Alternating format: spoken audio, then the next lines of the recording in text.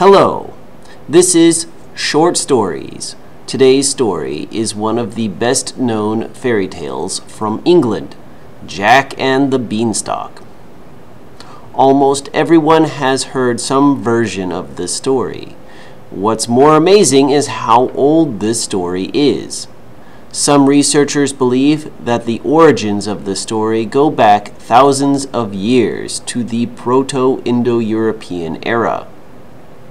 The version of the story that most modern people are familiar with is the one written by Joseph Jacobs in 1890. Today I will tell you my version of the story. Before I do that, though, I must first tell you the vocabulary and example sentences. At the end, I will read 4 listening comprehension questions. Let's get started. Vocabulary. Poverty. Poverty. He immigrated to Europe to escape the terrible poverty of his home country. Despondently. Despondently. He despondently sat on the sofa after his father's funeral. Sprig. Sprig. She found a few sprigs of celery growing in her garden. Implore. Implore. She implored him to tell the truth. Skull. Skull. He cracked his skull in a car accident. Compensate. Compensate. The judge ordered the man to compensate the plaintiff. Puny. Puny. Taiwanese love to keep puny white dogs. Sincerity. Sincerity. He was a man of sincerity and humility. The story. A long, long time ago, there was a country beset by a terrible plague. This wasn't a plague of the body, but a plague of poverty. Every month, 1/10 of the cows, sheep, pigs, and other farm animals went missing. Additionally, 3/10 of the grain was eaten up by some mysterious beast. And the gold deposits in this country were so poor that the villagers had to use bits of lead for money. The worst part of the plague was the loss of human life. Nearly 1 in 20 people in the country would disappear suddenly and never be heard from again. This is what happened to the father of young Jack Spriggins, who is the hero of our tale. Jack lived with his mother in a shabby cottage on the edge of town. Because of the loss of Jack's father, the family was poorer than most.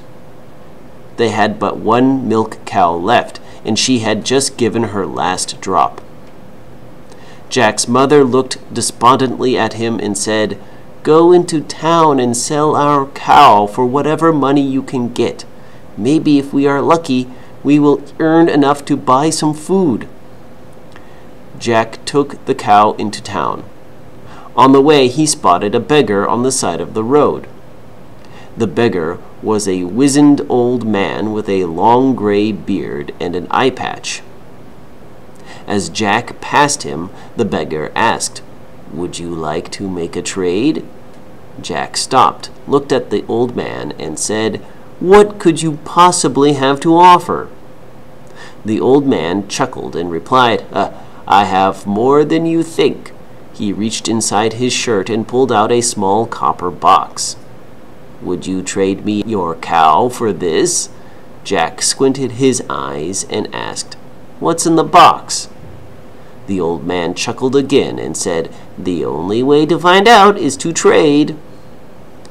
Jack thought about it for a minute. He decided that even if there was nothing in the box itself must be worth something. In a country filled with lead, copper looks very valuable. Jack took the deal. When Jack returned home, his mother was surprised. "You were quick. What did you get for the cow?" she asked. Jack showed her the box.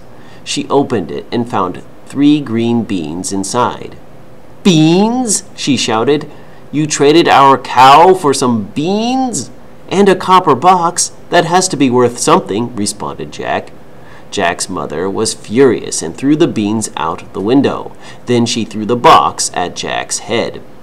It took some time for her to calm down, and when she did, she started crying. "Now what will we eat? We can't live on just beans, Jack," she said. Jack felt very sorry and went to bed hungry. The next day, Jack was awakened by a loud shriek. It was his mother. He ran out of his room to see what the matter was. He saw his mother pointing out the window with a terrified look on her face. Jack walked to the window and looked out. What he saw completely astounded him. Their entire house was floating in the air. Jack took a second look and realized that they were not floating, but resting on a sprig of a giant beanstalk. "How could this be?" he exclaimed. Then he remembered the beans that his mother threw out of the window. "Those must have been magic beans," said Jack. After the initial shock wore off, Jack and his mother decided to climb down the beanstalk to safety. They carefully climbed out the window onto a vine. Just as they started their descent, Jack heard a voice from above. He looked up and saw that the top of the beanstalk disappeared into a thick cloud. The voice got louder. It was a woman singing. Jack looked down at his mother and said, "You go on without me. I'll catch up with you later." He started climbing up. Jack's mother implored him to come down, but she was too scared to go after him. She decided to climb down and find help. Jack climbed and climbed until he was in the middle of the cloud. He could barely see his own hands, but he kept climbing. Finally, he reached the top and emerged from the cloud.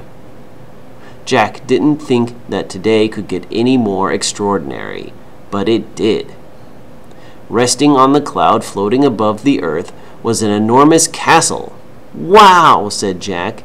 "That's the most amazing thing I've ever seen." Jack heard the beautiful singing again, coming from the castle. "Why stop now?" Jack said to himself. He walked to the castle. As Jack got closer to the castle, it became clear just how big it really was. This was not a castle for a mortal man. This was a castle for a giant. Jack knew that giants could be dangerous. He decided to sneak in rather than knock at the door. The singing grew louder. It was a sad, melancholy song. He followed the beautiful singing voice all the way to its source, a glittering golden harp that was the same size and shape of a woman. Jack approached carefully and said, "Hello, don't be scared. I'm not here to hurt you." The golden harp woman gave a frightened gasp and said, "What are you doing here? Don't you know this is the giant's castle? Leave now or he'll eat you up." Jack started talking to her and asking her questions. She told him about the giant and how he used his magic to steal from the people below. "Giants are very hungry, you know," she explained. Jack looked around and saw the evidence of the giant's thievery. He saw entire cow, pig, and sheep skeletons scattered on the dirty floor. He saw big sacks of flour and grain that the giant had stolen from the village below. Most frightening of all, Jack saw a pile of human skulls. "How did you get here?" Jack asked the harp woman. "I was a young girl down on Earth. The giant kidnapped me years ago and turned me into this harp to decorate his palace and sing him to sleep." She started weeping. Jack told her, "I will save you, don't worry, but I'm going to need your help getting out of here." With the harp woman on his back, Jack started his journey back to the Beanstalk. He couldn't go out the way he had come in, so he asked the harp for directions. Along the way, Jack spotted a golden goose. "What's that?" he asked. "That's the giant's most prized possession, the golden goose. Once a month, it lays a golden egg. The giant keeps them in his vault," explained the harp. Jack thought it wasn't right for the giant to keep all that gold to himself. Also, the people of Earth needed to be compensated for what the giant had stolen. Jack decided to steal the golden goose. Now that Jack was carrying the goose and the harp, things were getting more difficult. He lost his balance on a ledge and dropped the harp. When she fell, she couldn't help but scream. This woke the giant, who came thundering out of his bedroom. This is what the giant said. "Fee, fi, fo, fum. I smell the blood of an Englishman. Be he alive or be he dead, I'll grind his bones to make my bread." Jack ran to pick up the harp and dashed out the door. As he ran, he could hear the giant getting closer and closer. He kept chanting that same horrible poem. When he got to the Beanstalk, Jack realized a new dilemma. How was he going to climb down the beanstalk while carrying a harp woman and a golden bird? Then Jack had an idea and asked the harp, "Does this goose have any other special abilities?" The harp answered, "There's a magic spell the giant uses to make its feathers grow larger. He uses them to decorate his hat." Jack asked if she knew the spell. "I think so. I'll try," she said. The harp started reciting every magic word she had ever heard the giant speak. Meanwhile, the giant was so close now that Jack could see the whites of his eyes. The giant reached out his hand to grab them. Right at that second, the harp shouted, "Growin'!" and the goose grew to 20 times its normal size. Jack and the harp jumped onto its back and flew into the blue sky. The giant stood on the cloud, shaking his fist. "I'll get you for this, puny human! I'll destroy you and your entire town!" Jack saw the giant start to climb down the beanstalk. When Jack landed on the ground, he saw his mother and all of the townspeople gathered around the base of the beanstalk. "There's no time to explain," he said, "but we need to work together to chop down this beanstalk or the giant will kill us all." The townspeople couldn't believe what was happening and didn't move. Jack looked at his mother, and she could see the sincerity in his eyes. "He's right," she said. "We need to act fast. Grab your axes and your saws, everyone." The entire town worked together to chop down the beanstalk. It fell with an earth-shattering crash. When that happened, the harp turned back into a woman, and the goose returned to its normal size. Some scouts were sent to find the giant's body, and they confirmed that he had died. His head had split open on a large rock. Everyone cheered. After the dust had settled, the townspeople decided to establish an elected council to manage the cleanup of the beanstalk. Furthermore, the golden goose was placed in the town treasury. The monthly golden egg was sold, and the funds were used by the town council to build schools, hospitals, and roads.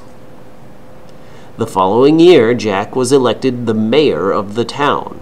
In his inaugural speech, he thanked his mother and the townspeople for believing in him. And he promised to always return the favor by believing in them and to do his best to fulfill his responsibilities as mayor. Jack concluded his speech by kissing his new wife, the former harp, who then entertained the crowd with a beautiful song of joy. Listening comprehension questions. Number 1. What did Jack get in exchange for his cow? A golden box filled with beans. B. A silver box filled with beans. C. A bronze box filled with beans. D. A copper box filled with beans. Question 2. Who did Jack meet in the giant's castle? A. His mother. B. His father. C. Puss in Boots. D. A singing harp. Question 3. How did Jack escape from the giant? A. He rode the golden goose. B. He used a parachute. C. He climbed down the beanstalk. D. He made a wish. Question 4. Why was Jack's country so poor? A. The giant stole from everyone. B. It was devastated by war. C. It suffered a terrible flood. D. Everyone had lost money by investing in crypto.